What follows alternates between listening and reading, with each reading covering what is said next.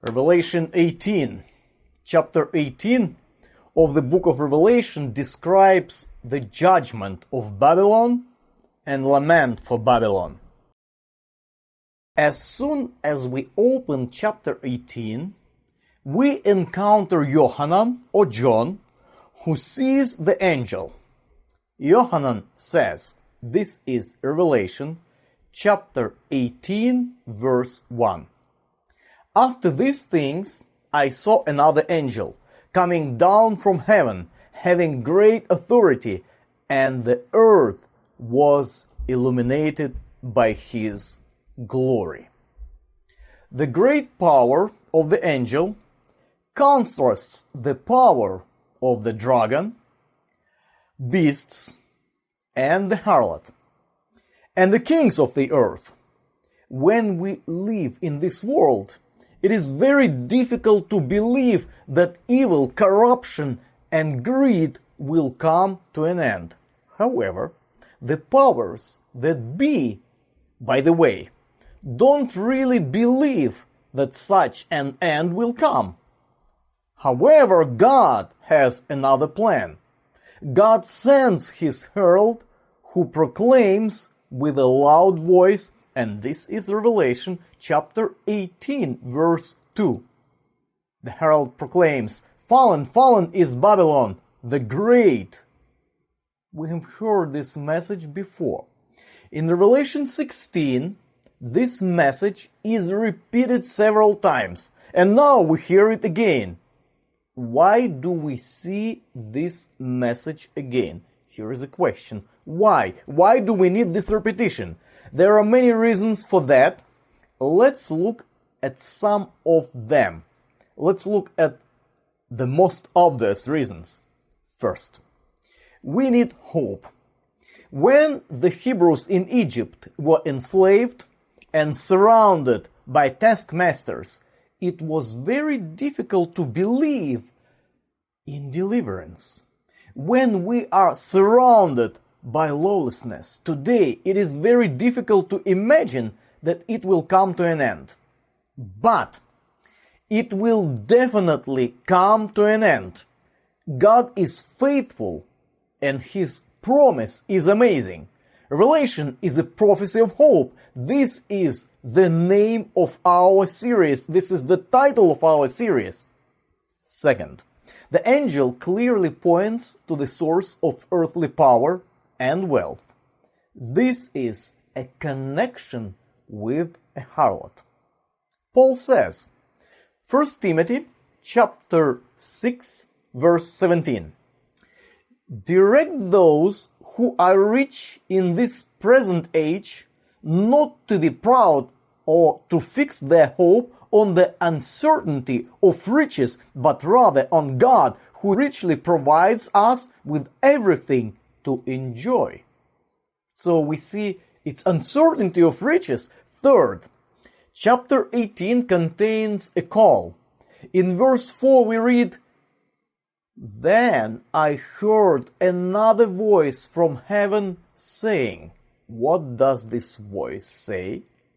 "Come out of her, my people, lest you participate in her sins and receive her plagues."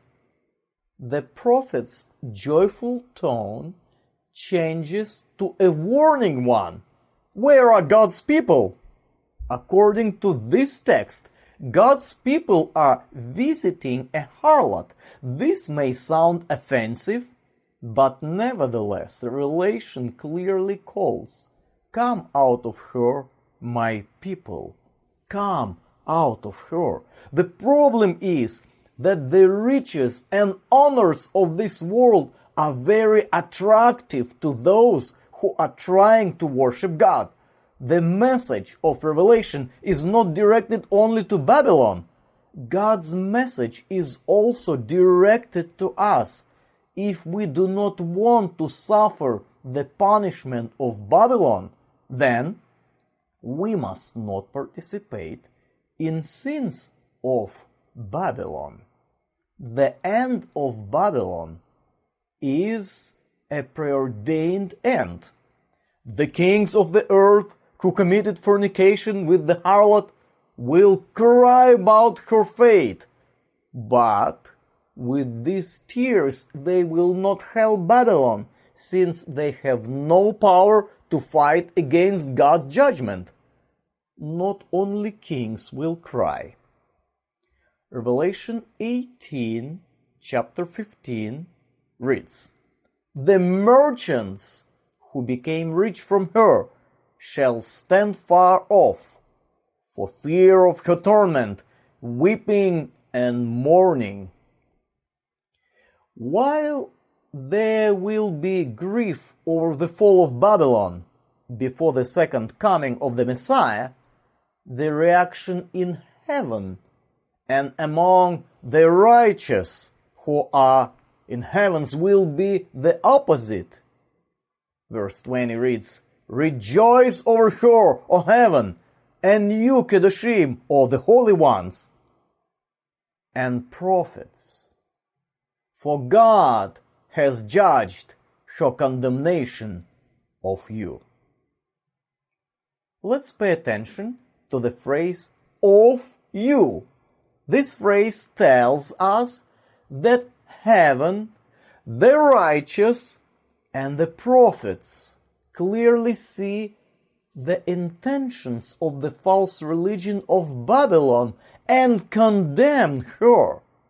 Babylon the Great was an amazing city. According to the Bible, its construction began with a rebellion against God. Throughout world history, Babylon has always remained an enemy of God's people. The Babylonians themselves proudly called their city Babylim, which meant gate of the gods. However, the Bible writers ridicule this meaning. They call the city Babel, which means confusion, since God mixed the languages of the nations in Babylon. Not only were languages mixed in this city, but different peoples, cultures, and religions were also mixed in Babylon. Babylon was famous for its wealth, power, splendor, but it came to its end. The words of Revelation challenge today's believers. What do we see in Babylon? The gateway of gods or confusion? An opportunity to be rich or downfall? What do we see in Babylon? Wealth and glory, or the mixture of truth and lies? What do we see in Babylon? A modern progressive religion or rejecting biblical values? What do we see in Babylon? Attractiveness or abomination?